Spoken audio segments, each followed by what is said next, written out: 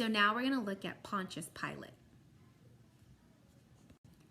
Now, if you remember, Pontius Pilate was kind of like the person in charge. He wasn't the king, but he was in charge of the government. And he wasn't really for Jesus or against Jesus. I don't think he knew what to think. And so he was the one who had Jesus come before him, and they were trying to accuse Jesus of doing all these things that he really hadn't done. He hadn't done anything wrong. And Pontius Pilate was the one who was supposed to decide if Jesus should be crucified or not. And all the weight was put on Pontius Pilate's shoulders.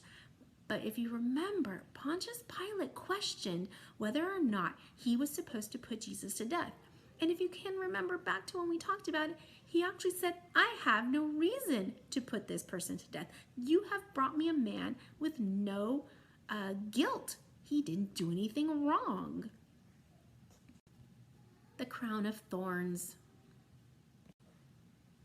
The crown of thorns, if you can remember, was put on Jesus's head to mock him. They shoved it into his skull so that all this blood came dripping down his face, and he was in complete pain from being poked with all these thorns. I know I've been poked with a thorn from a rose bush, and it hurts.